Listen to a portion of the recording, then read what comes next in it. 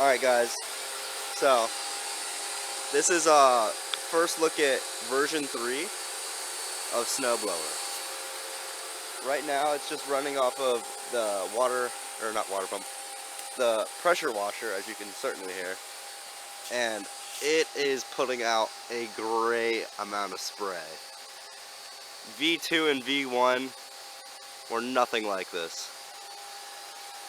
This is just a lot of range, a lot of mist, and it's a lot denser. Now I know I don't have the air compressor hooked up either, so that's going to play a role in it.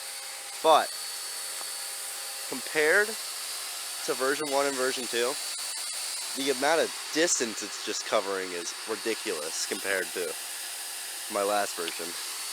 And we'll get a deeper look into this in just a second. But I just want to show you guys. This is running off of just a not water pressure. This is just running off of a pressure washer. All that right there would all be nice snow. But it's like 50 degrees, so we have a little bit more time to wait. But when it gets cold enough, we'll certainly be out here blowing some snow. So, this is my snowblower. Now, this is my third version of my snowblower, and there's a couple things I've learned along the way of how these work, and really how to put one together, what you're looking for, the pieces that you're going to need, and just like the tips. So, let's get into it. The first thing is going to literally be the tips. Now, I'm using these pressure washer ones with like the quick release, just like the same thing that you would use for your pressure washer at home. Same deal. The tip makes a huge difference. Originally, the video I saw on YouTube, the guy used a cap like this and a small drill bit, and that's how he did it.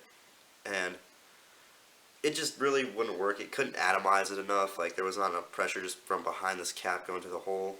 There had to be more. So, tried it again. Smaller hole. The end cap, hole, nozzle. Doesn't really work. Don't waste your time. Next. These little quick releases. You can buy them at packs at Lowe's, Home Depot, Menards, wherever your preferred place is. It's 1/4 inch. You just get this extra piece of pipe, iron pipe. You screw it on. You have interchangeability now. So like this 45. I used to run these. I'm debating running these 25s, or even I got to test out the zeros. So it's just a itty bitty hole. So we'll find out about those in a minute. I'm not sure what this one is that I just had on there for testing. See, it does not say. It just says made in USA.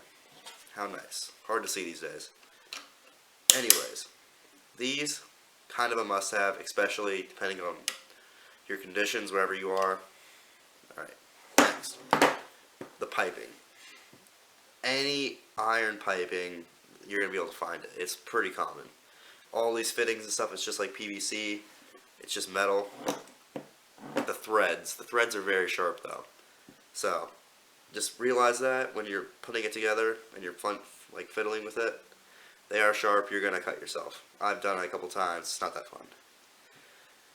They get rusty. It's iron. So, if you can find galvanized, I'd get galvanized. I couldn't find galvanized, or didn't want to pay for the extra price for the galvanized, so I just got the regular iron pipe.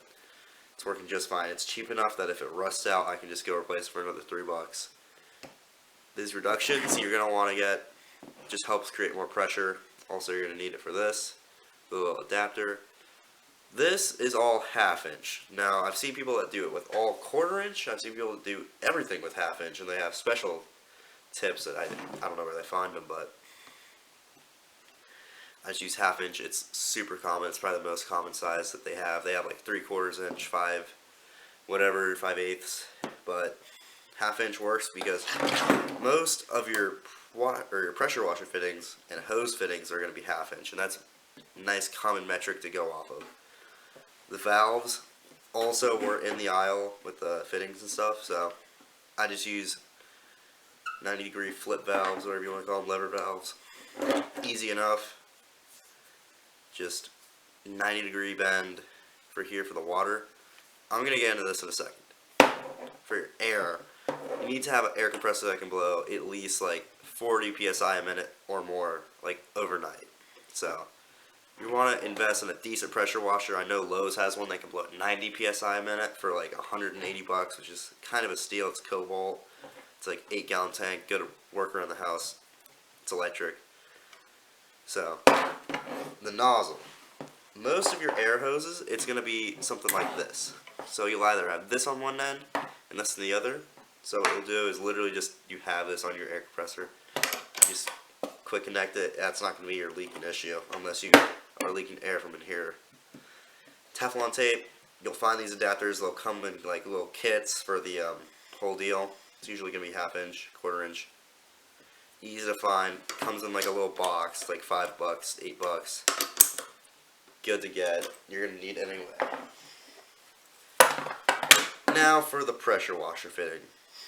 I have no clue what this is. It used to spin and had like a piece of copper rod inside of it.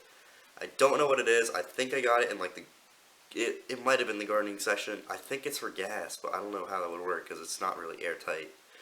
So I welded it. Not sure how I welded brass, and then I used like wire wheel brush and just put that like gold finish on there. I don't know why it happened. Teflon tape though, gonna be your best friend. Leaks are ridiculous with the iron pipe. It's not phenomenally milled, you know, it's just cheap iron pipe, easy to get, easy to find.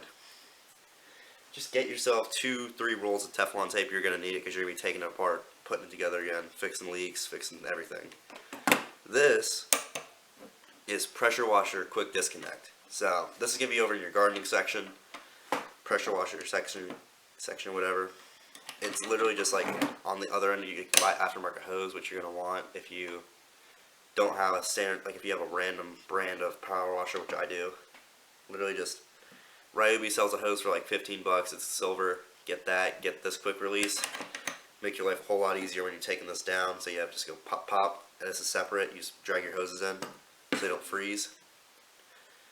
A lot of these, like these things, are gonna be, you're just gonna have to figure it out what fits. In the store, I just take the stuff out of like little Ziploc bags, put it together. If it fits, perfect. If it doesn't, you can find whatever does. I believe this is, you have to look it up on the internet because I don't know off the top of my head what the pressure washer is compared to the 1/2 inches, but you're gonna have to figure out that adaptation, and then literally that's the hardest part. Then is you're literally gonna be, you balance your water. Sorry. You balance your water and you balance your air. So you're gonna have a lot more air than you're gonna have a little bit of water. That's gonna be perfect for the amount of atomization that you're getting to blow a bunch of snow. Too wet, you're not gonna blow snow. You're just gonna blow mush. It's gonna be wet. It's not gonna stick. Better to err on the side of dry than on the side of wet. I learned that because if you err on the side of wet, you just don't get snow and you melt everything you have. It turns to ice. It's no fun. Just go blow a little lighter, not super heavy snow. It's better quality, it'll last longer. By the way, artificial snow lasts way longer than regular snow. I did find that out this spring. It was sweet. Blow as much as you can, folks. You're gonna enjoy it. Basically, if you have any questions on this, I'd be happy to answer in the comments. Hit me up on TikTok. It's probably where you saw this first. In the future, just comment.